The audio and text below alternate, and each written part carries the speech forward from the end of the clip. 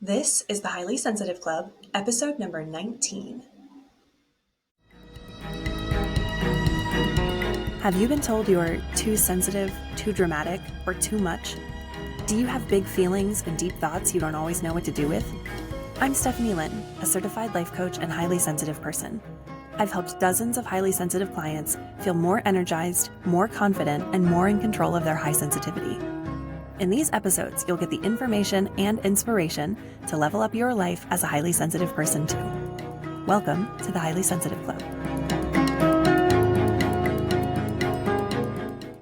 Highly sensitive person, and welcome to this week's episode of the Highly Sensitive Club. I am so glad you're here this week because I have been thinking about something a lot lately, especially while going through my emotional alchemy program with my first alchemists and things that have come up in my life and things that have come up in the lives of my highly sensitive friends and loved ones.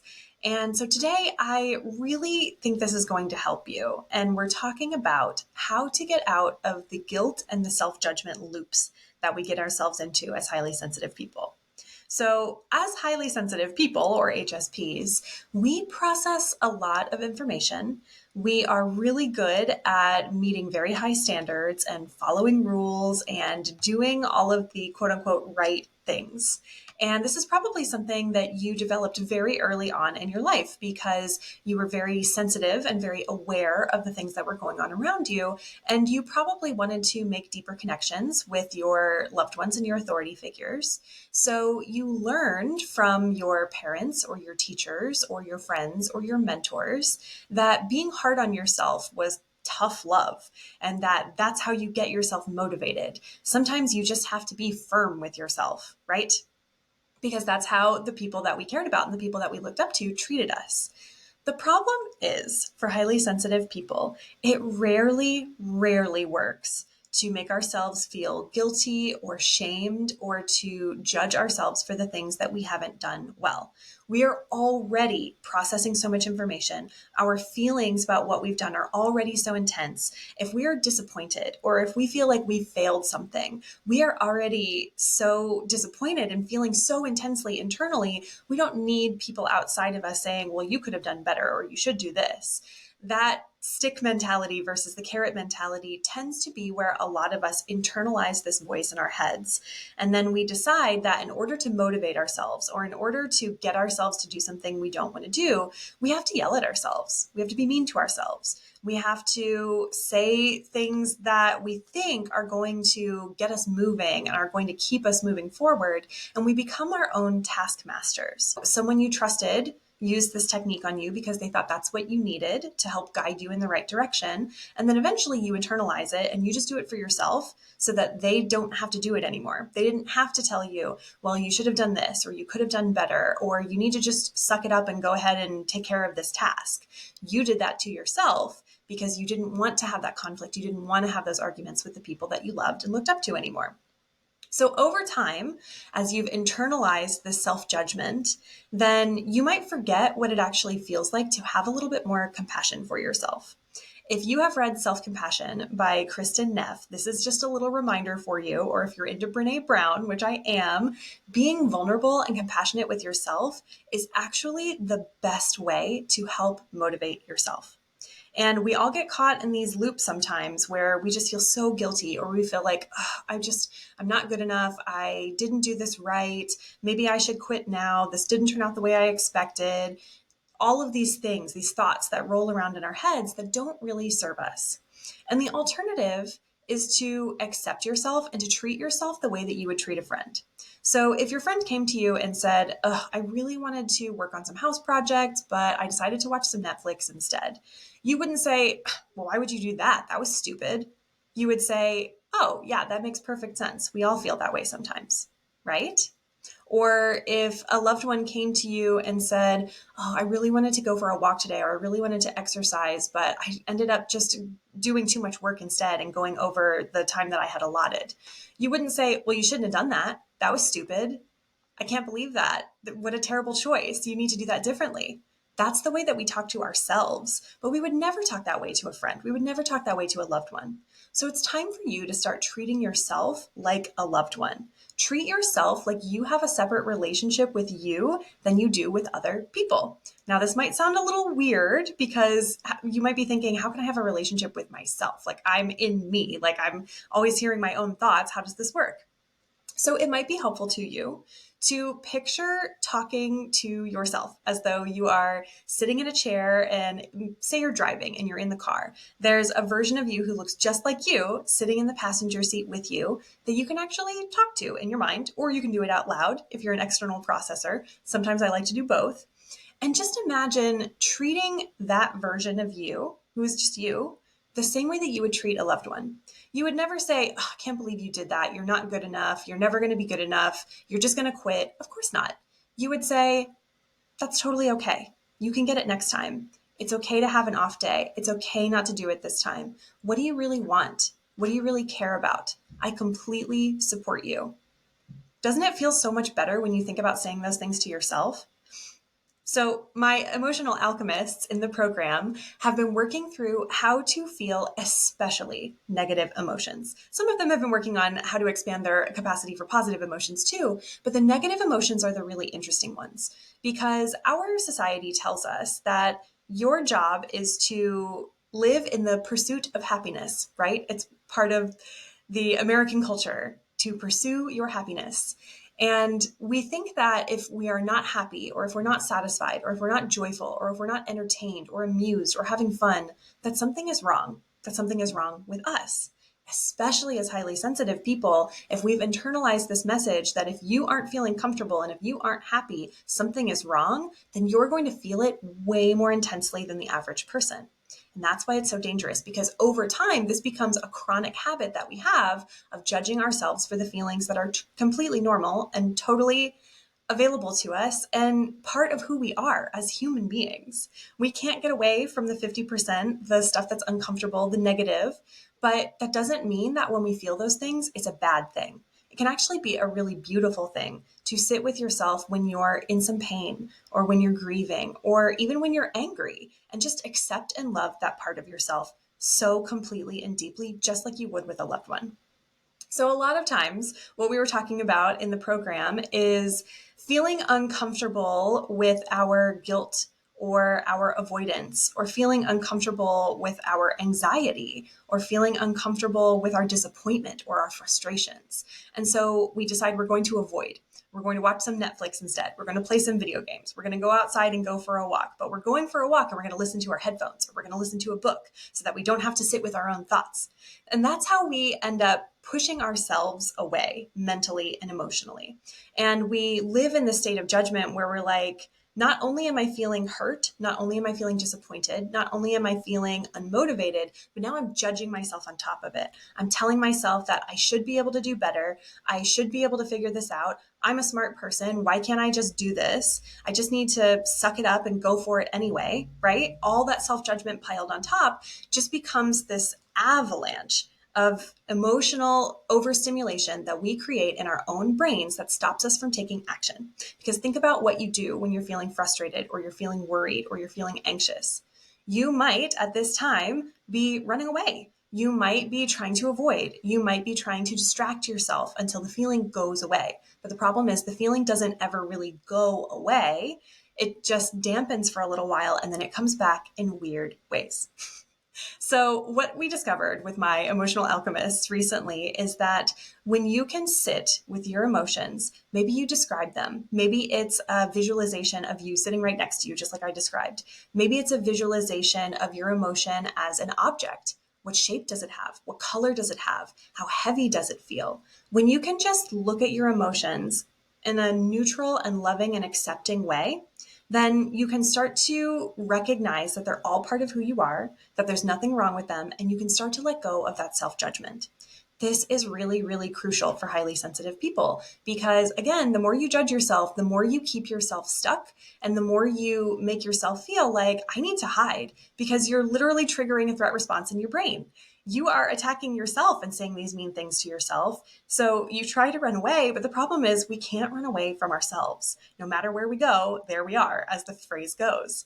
So what my alchemists have discovered and what I wanted to share with you today is that all you have to do is just to sit with your emotions without the judgment. And here's how you do this, because every time I hear someone say this, I'm like, oh, yes, but what does that mean? Here's how you apply this. You tell yourself, I'm feeling blank, and that's okay. I'm feeling frustrated, and that's okay. I'm feeling sad, and that's okay. I'm feeling guilty, and that's okay. It's okay to feel that way. Piling the judgment on top of those things is where we tend to get into trouble. But when we can accept the uncomfortable and the negative emotions, that's when we can start to let the self-judgment go and just feel the feelings cleanly. When you include self-judgment, it's like you're adding in all these extra ingredients, and it makes it hard to just sort out and process exactly what it is that you're feeling and what thoughts are causing that. But when you get rid of the self-judgment and you think, it's okay that I'm feeling this way, I accept myself. I accept this feeling. I love myself. I love this feeling. I'm going to be okay. When you think that thought, just think about, as you're hearing this, how this feels in your body. For me, I went from feeling kind of hunched, my stomach was feeling a little bit tight, constricted, and I felt like I was kind of caving in on myself. And as soon as I said, this feeling is okay. It's okay to be nervous. It's okay to be frustrated. It's okay to be impatient. I felt my whole body lift up. If you're watching this, you could probably see it on the screen as well. This is really crucial. Your body has all these cues for you and all of these things that can tell you when you're on the right path. Self-judgment is not helping you. And judging your judgment or judging your guilt is, again, not helping you. The idea is to just sit with all of your emotions, to be okay with them, and then you can choose how you would like to feel. This is how you get out of self-judgment, and this is often where you start to take action. So let's say that you have recently gotten a diagnosis of something. And in your thoughts, you think, well, I should have been better about my lifestyle. I should have been eating healthier. I should have been exercising more. I should have done all of these other things. And when you think those thoughts, then you feel guilty. Then you're judging yourself for feeling guilty because you're like, oh, I should be nicer to myself, but I don't know how to be nicer to myself. So you're piling all this stuff on top. And when you feel guilty and when you feel self-judgment, you're probably playing video games or binging Netflix for several hours on end. You're probably avoiding taking care of the things, just the easy things that you want to take care of. And so you create the result that you feel stuck, that you should have done better. And so you're creating this result where you are perpetuating the cycle of not doing better for yourself. You are creating your own results. Now, if you think about it the other way, say that you have recently retired. I know a lot of you have recently retired and you're thinking and you're listening and you're trying to find the next path for you. And you're thinking, oh, I should have done something productive today. I should have sat down and reached out to people. I should have sat down and written a list. I should have started my new LLC project or whatever it is. I should have. So all this judgment is on top. You're starting to feel guilty. And then what do? You go for a walk. You reach out to someone to distract yourself. You might eat or overeat, or you might overdrink or look for something in the fridge or just go to the kitchen and kind of wander around. Maybe you putter around your home and try and do some busy work like some tidying or some cleaning because you're feeling so guilty. You're just looking for a little sense of relief. You're looking for a little sense of completion. Now, here's what this looks like, because the result that you create when you distract yourself with the procrastinating or the procrastinating is that you create the result that you still should do the thing, or you are still not doing the thing that you want to do, that you could do, that you would like to do. Anytime you should or need yourself or must yourself, so to speak, I must do this, I need to do this, then you create this pressure, this internal judgment that is so heavy, it makes it hard to take action. So as soon as you let yourself have a little bit of space, even if that's saying, I am okay with the fact that I made those choices. I'm sitting with my emotions right now. I'm okay in this moment. I'm safe in this moment. I haven't done anything wrong. I'm not wrong for the stuff that I've done. I'm just going to make a different choice from here on out. Feel how that changes inside your body and inside your mind. Suddenly, you've opened up possibility for yourself. You've opened up the opportunity for yourself to start taking the action that you really want to take. You can't take action from self-judgment and guilt because the only thing you're going to want to do is fight, flight, freeze, or fawn. Any of those things, either for yourself or for other people, all of those threat responses are in result of you attacking yourself internally with all of that judgment and all of that guilt. So when you can be compassionate to yourself, when you can sit with the emotions and just know that they're okay and that nothing is wrong, nothing is bad, everything is okay, you can let them pass, and then you can start to feel better. You might start to feel more loving towards yourself. You might start to feel more compassionate towards yourself. You might start to feel even more neutral or more joyful or more content or more focused for yourself. And again, if you've listened to The Power of Emotion, you can actually choose these emotions by choosing the thoughts that create them. This is really powerful stuff.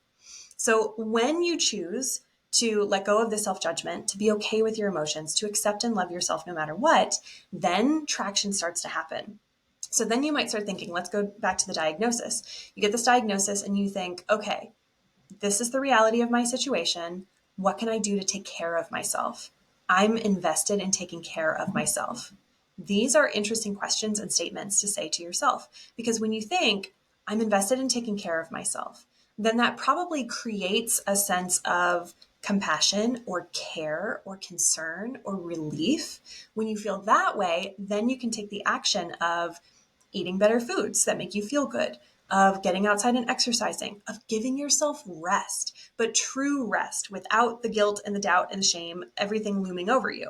Refer back to my last episode on mastering your time if you're interested in something about this, because all of that time where you're judging yourself and feeling guilty is not really free time. It's all overloaded with dread. But you can start to take those actions from this place of relief, from calm, from contentment, from love, from acceptance, or even literally just neutral. Just neutral. I have this diagnosis. Just neutral. Then what can you do? Say you have just retired, or you have some personal projects you want to work on and you're trying to decide what to do. Instead of thinking, I should decide, I should do this action, try thinking something else instead. Like, I am accepting that this is where I am in this season of my life. It's okay that I'm here. It's okay that right now I'm a little bit confused, or it's okay that right now I'm a little bit worried about what my next step is. That's okay. When you think those things, you probably get that warm sense that you get from a loved one telling you those things, from your partner or your friend saying, it's going to be okay. You're going to get through this. In fact, you might say that to yourself. I'm going to be okay, and I'm going to get through this. When you think that, you create these feelings of calm, of relief, of relaxation, and then you can start to take action. You can start to make those gentle movements in the direction you want, like exploring some different hobbies that you can try, like doing some research and finding a meetup group, like making a list of all the things you're interested in and then just picking one to start moving forward with.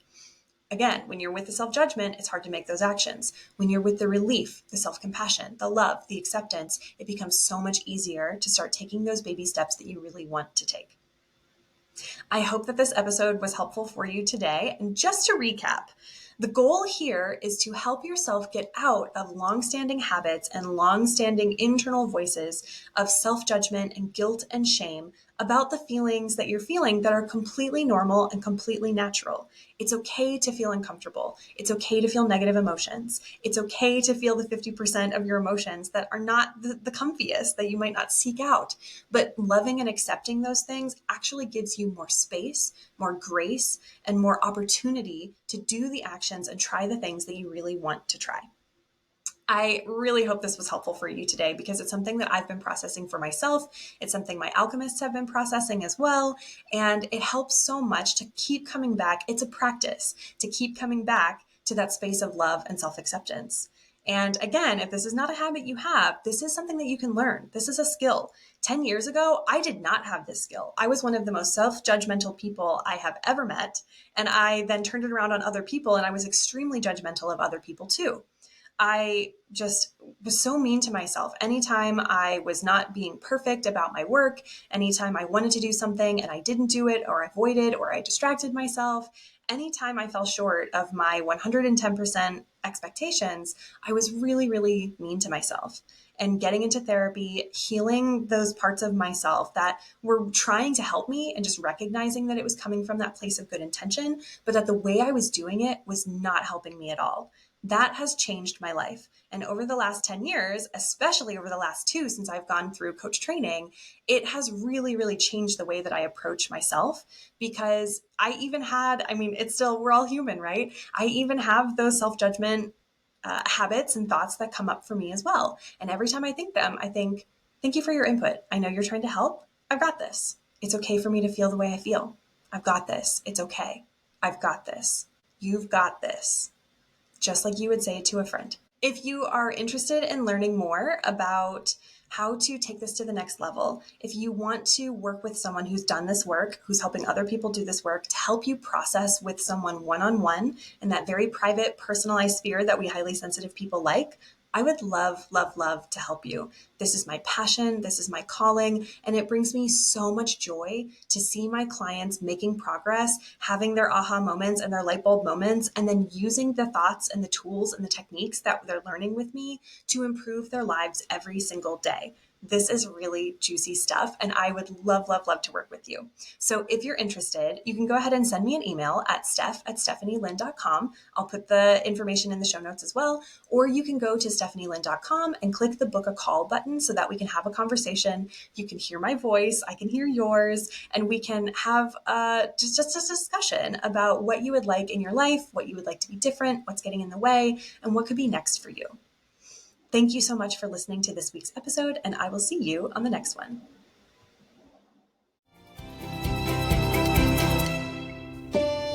Thanks for listening. If you're ready to take what you learned today to the next level, head over to StephanieLynn, that's LINN.com, and book a consultation call to get started. I can't wait to see you there, my dear HSP.